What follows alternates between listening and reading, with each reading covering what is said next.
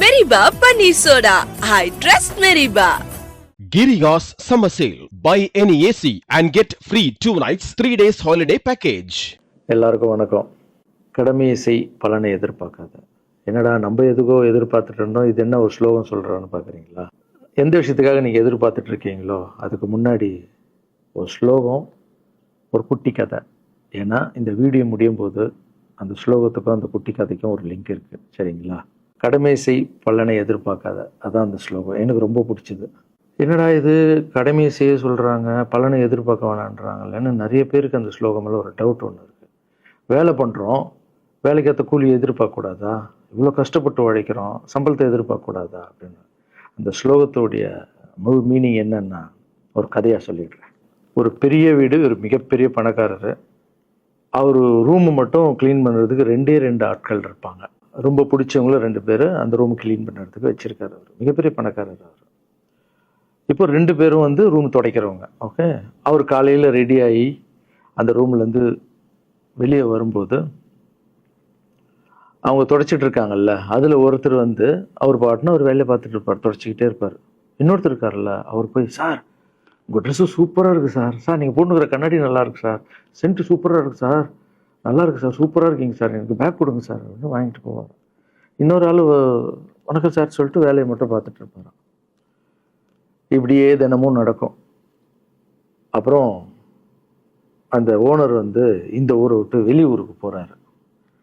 போகும்போது 2 வேலைக்காரங்களும் கூப்பிட்டு ஒருத்தருக்கு வந்து 1 மாதம் சம்பளம் எக்ஸ்ட்ரா.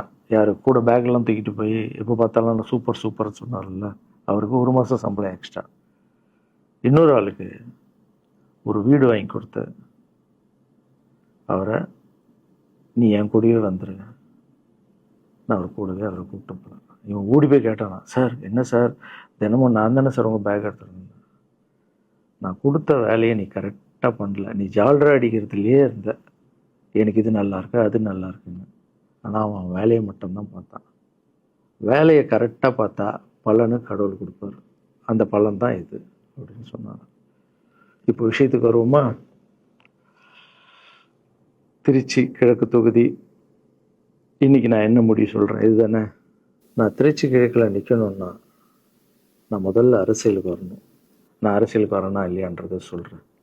அரசியல் எப்படி என் வாழ்க்கையில் வந்ததுன்னு சொல்கிறேன். உங்களுக்கு நல்லா தெரியும், என் வீட்டில் குழந்தைங்கள வளர்த்துக்கிட்டு நான் பாட்டுன்னு சோஷியல் சர்வீஸ் பண்ணிகிட்டு இருந்தேன். மாற்றுத்திறனாளிக்கு டான்ஸ் சொல்லி கொடுக்குறது, ஓப்பனர் சர்ஜரி பண்ணுறது, பசங்களை படிக்க வைக்கிறது, ஸ்போர்ட்ஸ் எல்லாத்துலேயும் என்னால் முடிஞ்ச வரைக்கும் பண்ணுவேன். என்னால் முடியல மற்றவங்கிட்ட கேட்டு பண்ணிகிட்டு இருந்தேன். இந்த டைமில் தான் ஜல்லிக்கட்டுன்னு ஒன்று வருது. ஒரு சில விஷயம்லாம் ஃபாஸ்ட்டாக சொல்லிடுறேன், உங்களுக்கு தெரிஞ்ச விஷயந்தான். ஜல்லிக்கட்டுன்னு ஒன்று வருது, அதில் நான் போகிறேன், சாப்பாடு போகிறதுக்காக குழந்தைங்களுக்கு போகிறேன். அப்படி நான் அந்த ஜல்லிக்கட்டு நடந்து முடிஞ்ச விஷயம்லாம் உங்களுக்கு தெரியும். அப்புறம் என் மேலே ஒரு தலைவர் விமர்சனம். எதுக்கு தலைவர்னு சொல்லுவார், நம்ம அண்ணன் தான், சீமான் அண்ணன் ஒரு விமர்சனம் வைக்கிறாரு. அதுக்கு நான் மறுபடியும் ஒரு ட்வீட் போடுறேன், அவர் ட்வீட் போடுறேன். அப்போ தான் என் வாழ்க்கையில் அரசியல்னு எடுத்து நுழையுது. நம்ம சாப்பாடு போகிறதுக்கு போகணும், இது என்னடா இவ்வளோ பெருசாக இருக்குது, அந்த ஜல்லிக்கட்டு தான் எனக்கு அரசியலில் உள்ள நுழைஞ்சது, என்னடா இவ்வளோ பெருசாக இருக்குது அப்படின்னு. அப்படியே போச்சு. அதே தலைவர் தான், அதே சீமான் அண்ணன் தான் ரஜினி சார் அரசியலுக்கு வர்ற மாதிரி பேச்சு அடிபட்ட உடனே அவங்க சைட்லேருந்து பேசுகிறாங்க, தலைவரை பற்றி பேசுகிறாங்க. தலைவர் எனக்கு வந்து ஒரு குரு, என்னை வாழ வச்ச தெய்வம், ஒரு அப்பா மாதிரி, ஒரு அண்ணன், அப்பா எல்லாமே சொல்லலாம். ஸோ அவரை பற்றி அதிகமாக பேச ஒரு முறையும் சூப்பர் ஸ்டாருக்கு ஃபோன் போடுவேன். அண்ணா ரொம்ப ஓவராக பேசுகிறாங்க, டெப்பா கம்முன்னு இருக்கண்ணா, நீ சைலண்ட்டாக இரு. இப்படியே ஓரளவுக்கு தான் நம்மளால் பொறுக்க முடியும். அதுக்கப்புறம் ஆடியோ ரிலீஸ் ஃபங்க்ஷனில் என் மனசில் இருக்கிறதெல்லாம் உடச்சி சொன்னேன். அதை நீங்களும் பார்த்துருப்பீங்க, தெரியும். அதுக்கப்புறம் ஒரு ரஜினி சாருக்கு ஒரு ஃபங்க்ஷன் வந்தது. அந்த ஃபங்க்ஷன்லேயும் பேசினேன் இதை பற்றி. உங்களுக்கு தான் தெரியுமா அந்த வீடியோ, யார் ஓட்டப்பந்தயத்தில் ஜெயிக்கிறது, இப்போ கூட அந்த வீடியோ போயிட்டுருக்கு. அதை பேசணும், அது பாட்டு அப்படியே போயிட்டு இருந்தது. அதுக்கப்புறம் பார்த்தீங்கன்னா ரஜினி சார் அரசியலுக்கு வரேன்னு அனௌன்ஸ் பண்ணுறாரு. பண்ணோடனே நான் போய் தலைவரை பார்க்குறேன். என்ன வரீங்களா அண்ணா, நியூஸில் வருது. ஆமாக்கா நான் வரேன். இன்னும் பயங்கர சந்தோஷம். ஏன்னா வாழ்க்கையில் ஒளி ஏற்றி வச்சவர், அவர் அரசியலுக்கு வர்றாரு, அவருக்கு சப்போர்ட்டிவாக இருக்கணும் நம்ம. அப்புறம் எல்லாருக்கிட்டையும் போய் நம்ம கேட்டுட்டு இருக்கோம், தலைவர் வந்துட்டாருன்னா எல்லாமே குழந்தைங்களுக்கு இன்னும் நிறைய பண்ணலாம் அப்படின்னு. என்ன நானும் வரேன்னு அப்படின்னா ரொம்ப சந்தோஷம் அப்படின்னு ஸ்ட்ரெயிட்டாக கிளம்பி நான் ட்ரஸ்ட்டுக்கு வரேன். என்னுடைய ட்ரஸ்ட்டு, என்னுடைய ஃபேன்ஸு எல்லாரையும் கூப்பிட்றேன். கூப்பிட்டு என்னுடைய வெல்விஷர்ஸ் எல்லாரையும் கூப்பிட்டு உட்கார வச்சு தலைவர் அரசியலுக்கு வராரு. புரியுதுங்களா? எனக்கு வந்து எழுத படிக்க தெரியாது. அதான் ஒரு ட்வீட் போடணும், இதெல்லாம் ரெடி பண்ணுங்கன்னு தமிழில் சொல்லிவிட்டு அவங்க ரெடி பண்ணிட்டு இருக்க ஒரு டீம். இன்னொரு டீம் உட்காந்து என்கிட்ட கேள்வி கேட்குறாங்க. தலைவர் அரசியலுக்கு வந்து அவர் வந்து சிஎம் ஆகிடுவார், நீங்கள் வந்து அமைச்சர் ஆகிடுவீங்களாண்ணே, சுகாதாரத்துறை அமைச்சர் தான் நம்ம வந்து ஆப்ரேஷன் நிறைய பண்ணலாம், இன்னொருத்தர் கல்வித்துறை எடுத்தால் நிறைய படிக்க வைக்கலாம். கடமை செய்யணும், பலன் எதிர்பார்க்கக்கூடாது. சுகாதாரத்துறை அமைச்சர், இது வந்து கல்வித்துறை, இதெல்லாம் படிச்சுங்க வர இடம். அண்ணன் படிக்கலடா. எல்லாருக்கும் படித்த இடத்த போட்டு ஒரே இடத்துல போய் முடங்கி போய் படிப்புனா படிப்பு மட்டும், எல்லாம் கட்சி வளரட்டும், தலைவர் வரட்டும், எல்லா துறையிலேருந்து ஹெல்ப் கட்டு நல்லா பண்ணுவோம், பெரிய ட்ரஸ்ட்டு கட்டுவோம். இப்போன்னா சின்ன ட்ரஸ்ட்டில் தான் நம்ம இருக்கோம். சின்ன வீட்டில் 60 குழந்தைங்க நீங்கள் இருக்கீங்க, 100 ஏக்கரில் கட்டுவோம். ஊனமுற்றோர்கள் இந்த பக்கம் திருநங்கைகளுக்கு, இந்த பக்கம் முதியோர்களுக்கு ஒரு பெரிய ட்ரஸ்ட் கட்டி பண்ணுவோம்டா. சூப்பர்ண்ணா. இன்னொருத்தர் டக்குன்னு அங்கேருந்து, அண்ணா நம்மளை ஏற்று பேசிட்டு இருக்காருல்ல சீமான் அண்ணன், அவருக்கு ஆப்போசிட்டாக எதிர்த்து நில்லுங்கண்ணே அப்படின்னா. அது அரசியல் இல்லை. ஒருத்தர் மேலே கோவத்தால் நம்ம அரசியலுக்கு வந்தால் அது வந்து வெறுப்பு அரசியலாக மாறும். அரசியல்ன்றது மக்களுக்கு நல்லது பண்ணுறதுக்காக வரணும். இப்போ அவரை நான் அழிக்கணும், அவரை நான் ஏதோ ஒன்று செய்யணும்னு அந்த ஆசையில் வந்தேன்னு வச்சுங்களேன், ஆசை என்ன ஆகும்? கோபமாக மாறும். கோவத்துலேருந்து என்ன வரும்? வார்த்தைகள் தப்பாக வரும். வார்த்தைகள் மட்டும் வராது, தப்பான வார்த்தைகள் வரும். மக்களுக்கு நம்ம மேலே மரியாதை இல்லை, மக்களுக்கு நம்ம மேலே மரியாதை இருக்காது, போயிடும்.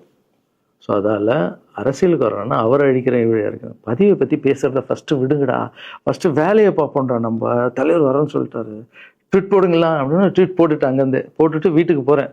இங்கே தான் பெரிய ட்விஸ்ட் இருக்குது எனக்கு. வீட்டுக்கு போகிறேன். வீட்டுக்கு போனோன்னா எப்பவும் நான் அம்மா கிட்ட போய் ஒரு விஷயத்த சொல்கிறதுக்கு முன்னாடி ஒரு சர்ப்ரைஸ் ஒன்று பண்ணுவேன். எங்கள் அம்மா கோவில் கட்டுறது கூட, கோவில் கட்டிட்டு ஸ்டாச்சுலாம் ஆர்டர் பண்ண அப்புறம் தான் அந்த ஸ்டாச்சுவே காமிச்சாங்க அம்மாவுக்கு. அதே மாதிரி அரசியல் விஷயத்துலையும் போய் சொல்லலான்னு அம்மாவை கூப்பிட்டு ஃபேமிலியெல்லாம் உட்கார வச்சு, அம்மா தலைவர் அரசியலுக்கு வர்றாரு, சரி கண்ணா, நானும் அரசியல் போடுறேன், இங்கே பரமா ட்வீட் போட்டிருக்கேன் அப்படின்னு. அம்மா முகம் டக்குன்னு மாறிட்டு ஓகே கண்ணா, ஓகே நான் சாப்பிடலாம் அப்படின்னு எழுந்து போயிட்டாங்க. என்ன இப்படி போக மாட்டாங்களே, ஒரு விஷயத்த சொன்னால் சூப்பர் கண்ணான்னு பேசுவாங்கள்ல, 1 hour அதில் இருக்கிற நல்லது கெட்டது எல்லாம் பேசுவாங்க, என்ன போயிட்டாங்க அப்படின்னு ஒரு ஃபீல். சரி இது உடம்பு சரியில்லை போல, அப்செட்டில் இருக்கான்னு விட்டேன். அப்புறம் 2-3 நாள் அவங்ககிட்ட பேசவே மாட்டுறாங்க. கூப்பிட்டு உட்காந்து, என்னம்மா உனக்கு பிரச்சனை, ஏதாவது தப்புன்னா அடின்னா அடிச்சிடுமா, என்னம்மா இப்படி பேசாமல் இருக்குன்னா, இல்லை கண்ணா நீ அரசியல் போனது எனக்கு பிடிக்கல அப்படின்றாங்க. ஏம்மா அரசியல் போனால் பிடிக்கல? இல்லை கண்ணா அது ஒரு சாக்கடை, அரசியலுக்கு போகக்கூடாது, அது வந்து பணம் கொடுக்குறாங்க அரசியலுக்கு, ஓட்டு வாங்குறதுக்கு பணம் கொடுத்து தாங்க நான் ஜெயிக்கிறாங்க. அதுக்கப்புறம் ஜாதி இல்லைன்னுவாங்க, ஜாதி இருக்குது, மதம் இல்லைன்னுவாங்க, மதம் இருக்குது. அந்த சாக்கடைக்குள்ளே நீ போகாதப்பா. நம்மளுக்கு வாழ்க்கையை ஒளி வச்சு ஏற்றி வச்சவர் தானே நம்ம சூப்பர் ஸ்டார், அவர்கிட்ட என்னை கூப்பிட்டு போப்பா, நான் சொல்கிறேன், அவர் ஒரு ஆன்மீகவாதி, அவரும் அரசியலுக்கு வருவானா, இந்த வயசில் அவர் நிம்மதியாக இருக்கட்டும், எதுக்கு அரசியலுக்கு வர்றாரு, என்னை கூப்பிட்டு போ, அப்பாயின்மெண்ட் வாங்கி கொடுத்துருந்தாங்க. அப்பாயின்மெண்ட் வாங்கி கூடா? நானும் வேறு கனவுல வந்து மைண்ட் வைஸ், அம்மா நான் சொல்கிறது கேளுமா, நம்ம எத்தனையோ இப்போ வந்து எல்லா குழந்தைங்களுக்கும் ஒவ்வொரு ஸ்டேஜில் போய் கேட்டு தானேம்மா ஹெல்ப் நடக்குது. இப்போது தலைவர் வந்துட்டாருன்னா நம்ம தாராளமாக பண்ணலாம்லம்மா, உன் கையில் எவ்வளோ காசு இருக்கோ அதுக்கு மட்டும் செய், அரசியல் வேணான்னு சொல்கிறேன் அப்படின்னு போயிட்டான். அந்த ஃபேஸ் வந்து அதுக்கப்புறம் அடிதான் நம்மளுக்கு. சரி இந்த உலகத்தில் அம்மா மீறி பண்ணலாம், ஆனால் நான் உருப்பிட மாட்டேன், எனக்கு நல்லா தெரியும். இந்த உலகத்துலேயே எனக்கு யாருன்னா எங்கள் அம்மா தான். அது அம்மா இல்லை, எங்கள் கடவுள்னே சொல்லலாம், நான் எதிர்க்க பார்க்குற கடவுள். சரி அம்மாவுக்கு சொல்லி புரிய வைக்கலாம், என்னடான்னு தலைவர்கிட்ட போய் எப்படி சொல்கிறது, பசங்கிட்ட ஒரு பயங்கர பில்டப் கொடுத்துட்டோம், அது இதுன்னு எல்லாம் வேலை பார்த்துட்டு இருக்காங்க, என்ன பண்ணுறது. அந்த டைமை பார்த்து கொரோனா வருது, ஒரே ஷாக்கு, வெளியே போக முடியாதுன்றாங்க, இல்லைன்னா முடிஞ்சு போச்சு.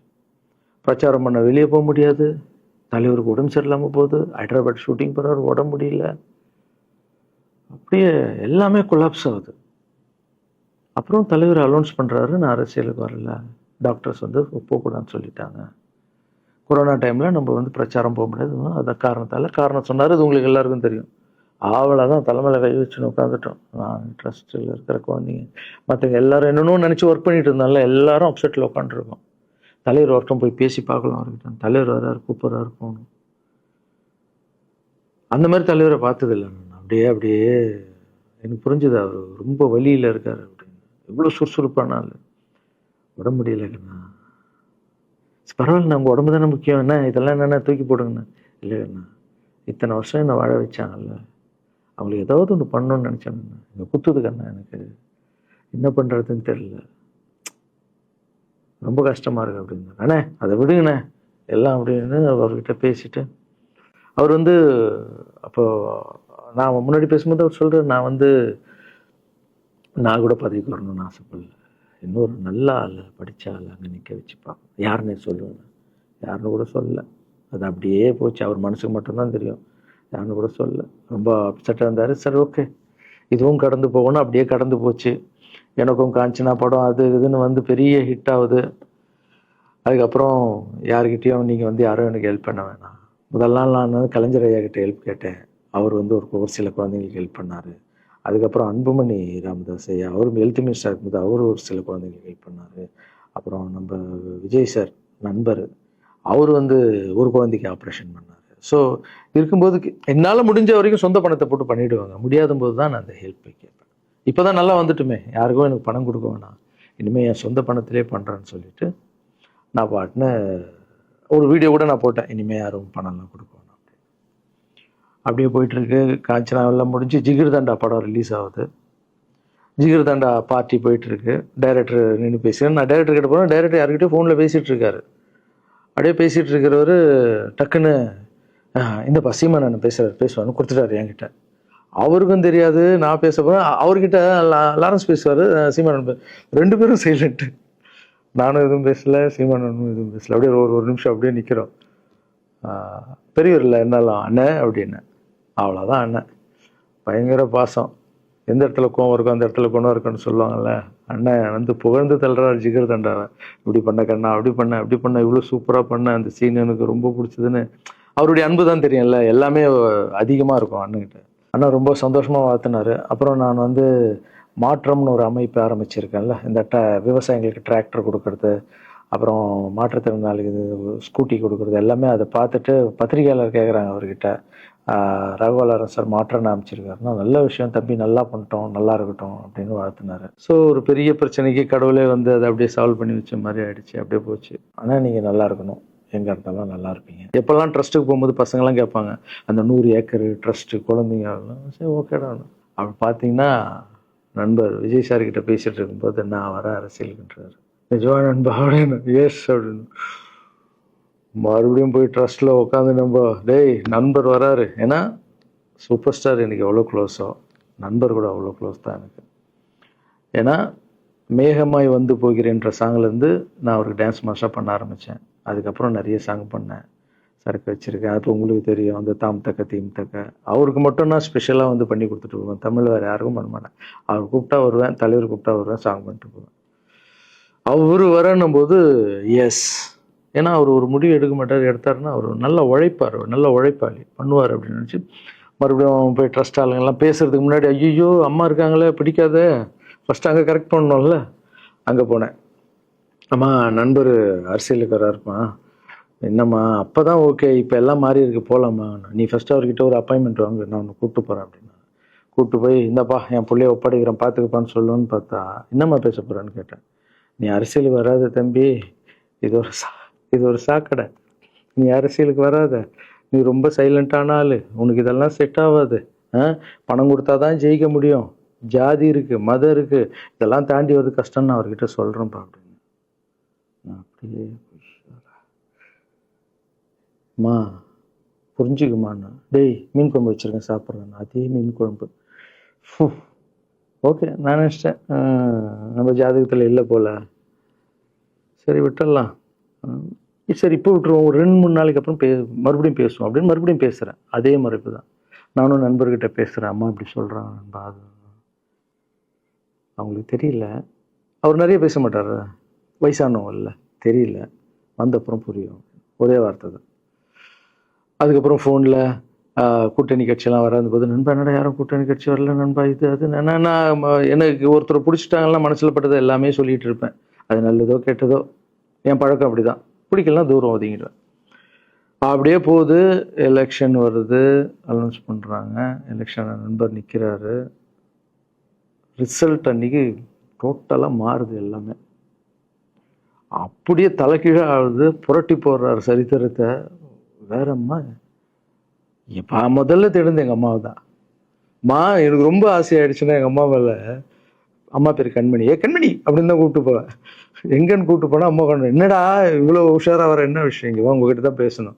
நீ என்னம்மா சொன்ன, பணம் கொடுத்தா தான் ஓட்டு போடுவாங்க, ஜாதி இருக்குது, மதம் இருக்குது, புது ஆளுங்களை வர விட மாட்டாங்க, ஜெயிக்க முடியாது, இதெல்லாம் சொன்னல. நண்பர் ஜெயிச்சிட்டார் பத்தியம்மா.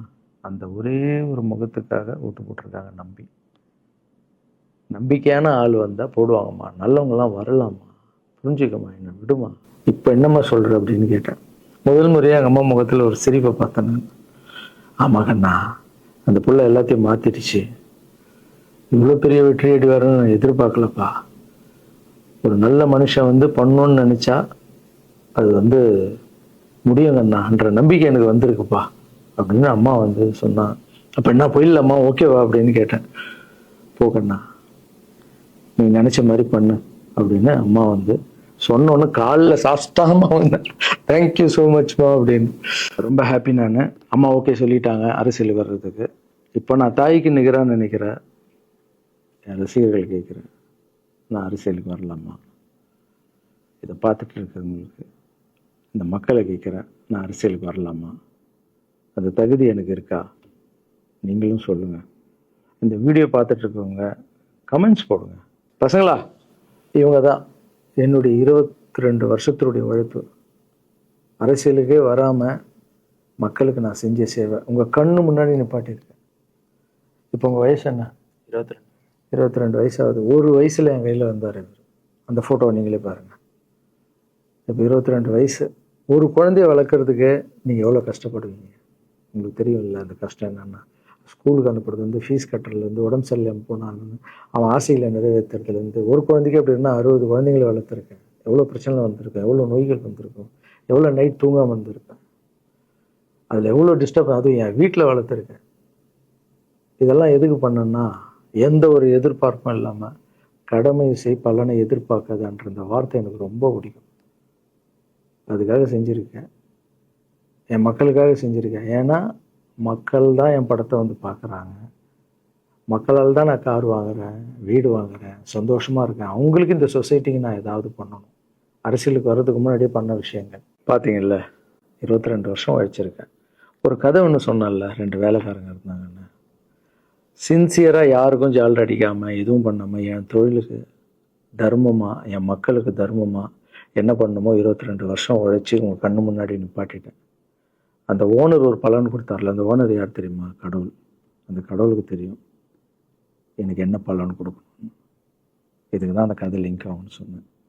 ஸோ நீங்கள் சொல்லுங்கள், நான் அரசியலுக்கு வரணுமா வேண்டாம்? வேண்டாம்னா என்ன சொல்லுங்கள். வாப்பா, வாடாகண்ணா, வா நண்பா, வாங்கண்ணா அப்படின்னு சொல்லுங்கள். என் முடிவை நான் உங்களுக்கு சொல்கிறேன். உங்கள் முடிவுக்காக காத்திருக்கேன். Giriga's Summer Sale. Buy any AC and get free 2 nights 3 days holiday package. Meriba Paneer Soda. I trust Meriba.